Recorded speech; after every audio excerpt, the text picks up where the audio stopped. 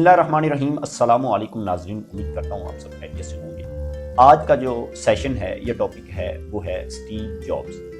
ایک ایسے آدمی کی کہانی آپ کو بتانے جا رہا ہوں جس نے پوری دنیا کو اس طرح ماڈرنائز کر کے دکھا دیا، یا اس طرح کا برانڈ اپنا لانچ کیا کہ آج تک اس برانڈ تک کوئی نہیں پہنچ سکا، یعنی کہ اس برانڈ کو خریدنا ہر آدمی کی خواہش بن چکا ہے۔ اس کی طرح کا کوئی برانڈ ابھی تک لانچ نہیں کیا گیا۔ اس کی کاپیز تو موجود ہیں دنیا میں، لیکن اس کی طرح کا اوریجنل کوئی بھی نہیں برانڈ بنا سکا۔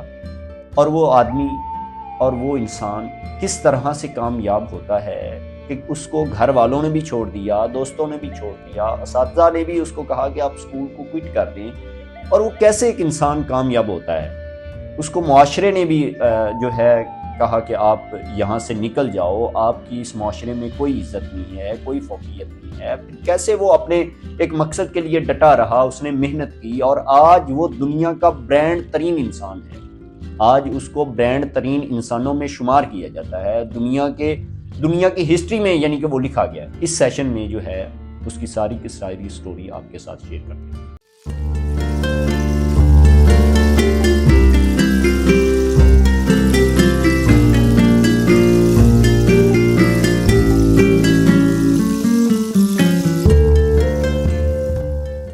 اسٹیو جابز 24 فروری 1955 کو فرانسسکو کے شہر کیلیفورنیا میں پیدا ہوتے ہیں۔ اگر ان کے حقیقی ماں باپ یا والدین کی بات کی جائے تو ان کے والد کا نام عبدالفتاح جنڈالی ہے، اور ان کی والدہ کا نام جوان شبیل ہے، جو غیر مسلم ہے، اور ان کے والد جو تھے وہ مسلم تھے اور شام سے تعلق رکھنے والے تھے۔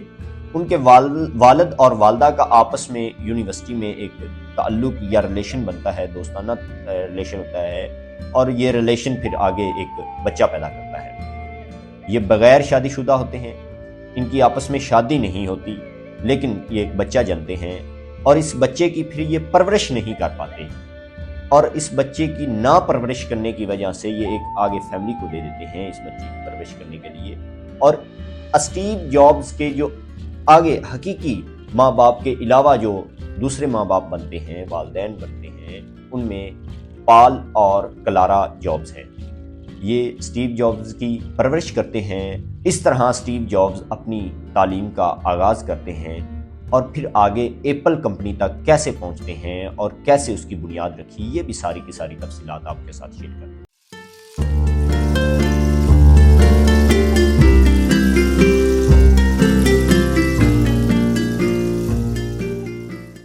اسٹیو جابز کی تعلیم کی بات کی جائے تو وہ شروع سے ہی ایک نالائق سٹوڈنٹ کے طور پر ابھرے۔ ان کا چند سبجیکٹ میں انٹرسٹ تھا، اور بقیہ سبجیکٹ کو انہوں نے کوئٹ کر دیا۔ اس طرح ریڈ کالج میں بھی انہوں نے ایڈمیشن لیا۔ ریڈ کالج میں بھی چند دن انہوں نے اپنی اسٹڈی کو کنٹینیوسلی چلایا، پھر اس کے بعد انہوں نے ریڈ کالج کو بھی خیر بات کہہ دیا۔ خیر بات کہنے کے بعد ان کا تعلیم کے دور میں ہی، اسٹڈی کے دور میں ہی، ان کا شوق الیکٹرانکس کی طرف زیادہ تھا، ان کا رجحان اس کی طرف تھا۔ وہ الیکٹرانکس کے گیجٹس وغیرہ کو دیکھتے رہتے تھے، اور پھر وہ ایک ایسی کمپنی کی ایجاد بنے کہ آج تک اس کے برابر کا کوئی برانڈ دنیا کے سامنے نہیں آ سکتا۔ 1976 عیسوی کو اسٹیو جابز اور اس کے دوست نے ایپل کمپنی کی بنیاد رکھی۔ سب سے پہلے انہوں نے ایپل کمپنی کا ایک کمپیوٹر متعارف کروایا۔ ایپل کمپنی کے کمپیوٹر کی انہوں نے بنیاد رکھی، اور دنیا کے سامنے ایک نئی ٹیکنالوجی رکھ دی۔ اب اس ٹیکنالوجی کو خریدنا لوگوں کی مجبوری بن چکا ہے، اور دنیا کا پہلا برانڈ بھی وہ بن چکا ہے۔ اس طرح ایپل کمپنی نے مزید کامیابیاں حاصل کرتے ہوئے ایپل لیپ ٹاپ کی بنیاد رکھی، آئی پیڈ کی بنیاد رکھی، آئی فون کی بنیاد رکھی، آئی پوڈ کی بنیاد رکھی، واچز کی بنیاد رکھی، اور مزید دنیا میں ہالی ووڈ مووی کی اینیمیشن کو ایجاد کیا۔ اس طرح اسٹیو جابز اور اس کے دوست کی آپس میں نہ بن سکی، اور پھر اسٹیو جابز کو اس کمپنی سے نکال دیا گیا۔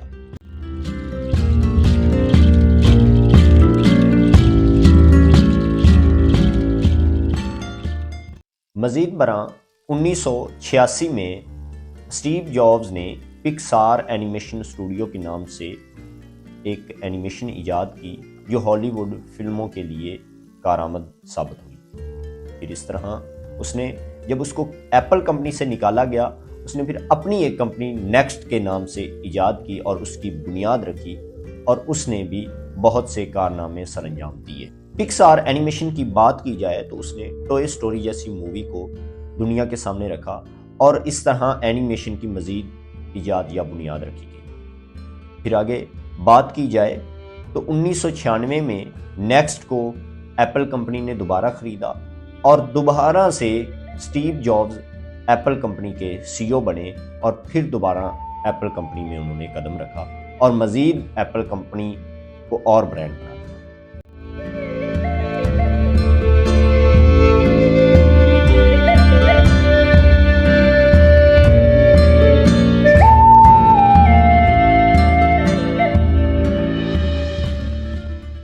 سن 2000 کی بات کی جائے تو اسٹیو جابز نے مزید دنیا کو ماڈرنائز کر کے رکھ دیا۔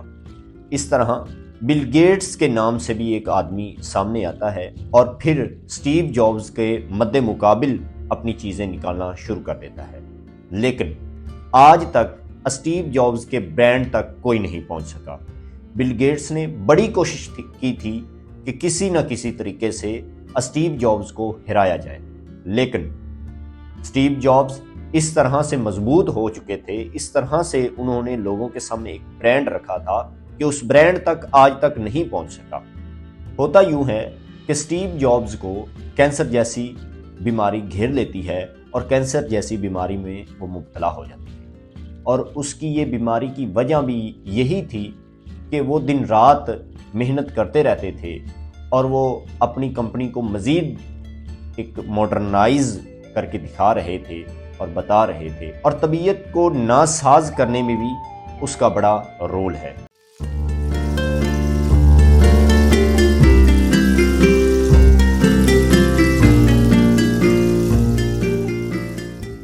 اس طرح 5 اکتوبر سن 2011 کو وہ اس دنیا فانی سے کوچ کر جاتے ہیں، اور ایپل جیسی کمپنی کو خیر باد کہہ دیتے ہیں۔ اس کی بیماری کی وجہ جس طرح میں نے بتائی کہ وہ کینسر میں مبتلا تھے، اور صبح 7 بجے سے شام 10 بجے تک وہ اپنے آفس میں ہی رہتے تھے۔ آرام نہ کرنے کی وجہ سے کینسر جیسی بیماری اس کی موت کی وجہ بنی، اور پھر وہ دنیا فانی سے کوچ کر گئے۔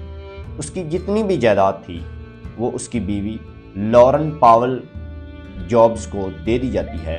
اس کے 3 بچے ہیں، اور وہ آج بھی تینوں بچے اپنی والدہ کے ساتھ رہتے ہیں، اور اسٹیو جابز کی ایک اور بیٹی بھی ہے جو اس کی گرل فرینڈ میں سے تھی، جس کو اس نے چھوڑ دیا تھا، اور پھر اس نے سن 1991 میں شادی کی، اور اس کے 3 بچے ہیں۔ اب اس کی جتنی بھی وراثت ہے وہ اس کی بیوی اور بچوں کے پاس ہے۔ اسی کے ساتھ مجھے دیجیے اجازت، اپنا خیال رکھیے گا، والسلام۔